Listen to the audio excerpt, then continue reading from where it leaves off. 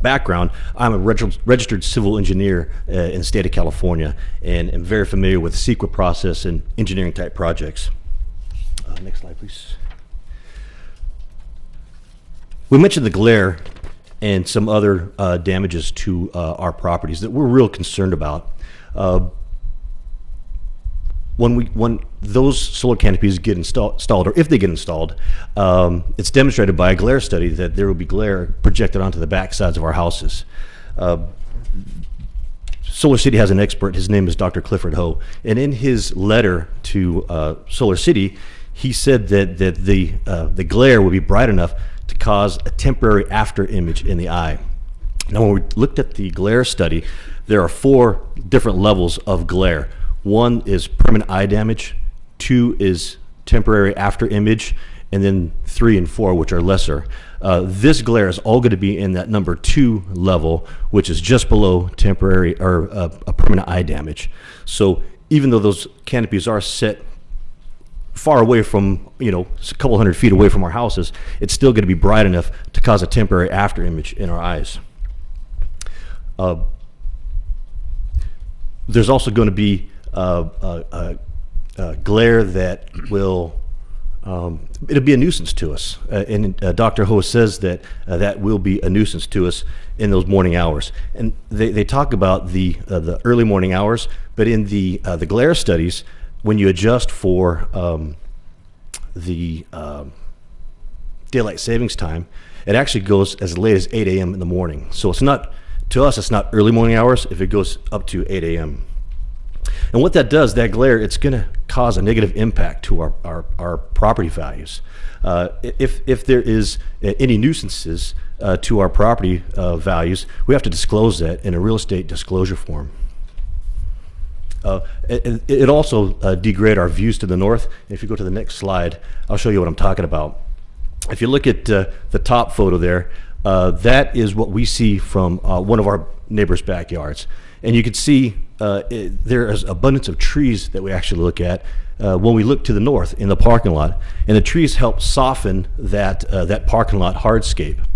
Now, if you look at the bottom one, when there's solar canopies, those trees will be removed and replaced with solar canopies. Well, that's not really a fair representation, because when you and I talked before, I asked you to bring something that would be from your patio area, not from the fence line, and you're showing solar panels with no trees around them, no shrubbery in the foreground, which would still be existing, would it not, if those solar panels were installed in the parking lot? Yeah, if you look at the photo rendering that was shown in the previous presentation, you'll still see the solar panels, and you won't see the trees in the same location. But in the presentation, in the other photos that we had, they actually, to their defense, showed them from the back side of your wall, didn't show any of the residence foliage or anything like that, where you're showing it from your side, which blocks a number of the view area as well. So that's what I had asked you when we talked previously, to bring that. Do you have that picture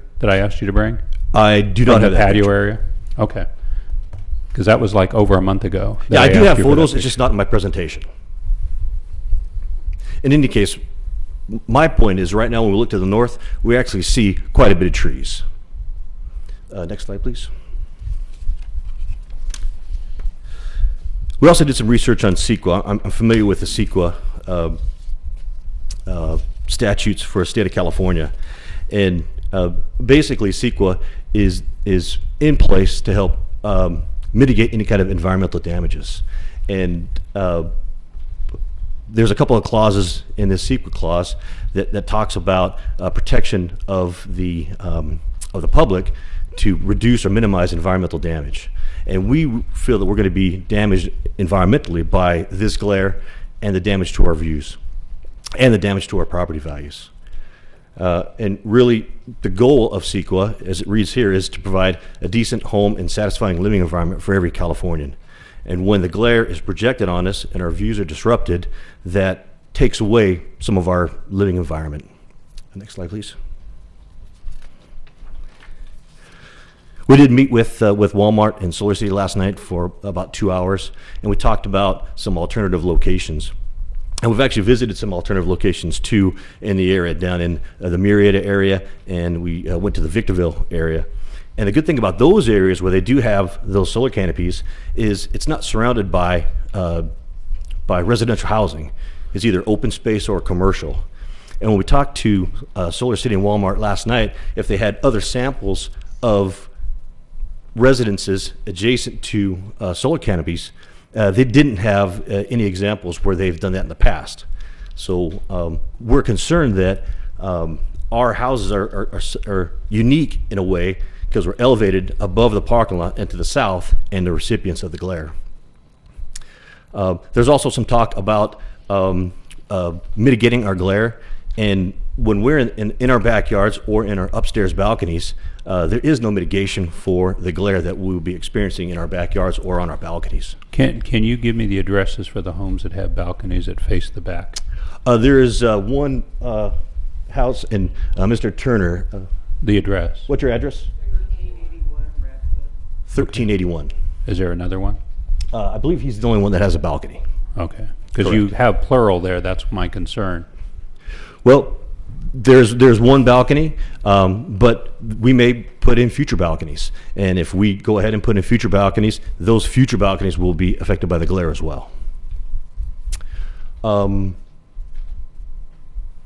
then just this last a point on the proposed mitigation, the project will go as late as 8 a.m. And actually, if we go to the next slide, this is a snippet from the glare study. And you can see that there's talk that the glare will be about 30 minutes or 45 minutes. But if you look at the yellow in the little snippet from the slide, you know, it looks like it's almost closer towards an hour. It's less than an hour, but it's closer towards an hour. And it goes as late as 8 a.m. When you adjust for daylight savings time. I'm also concerned that the environmental document that is currently on record right now still shows a lesser number of houses that are being affected.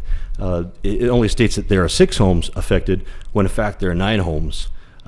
We mentioned that there's some updated studies that were done just as recently as yesterday, and we're concerned that if this resolution gets passed, it gets passed with what I would call preliminary documents, not final documents.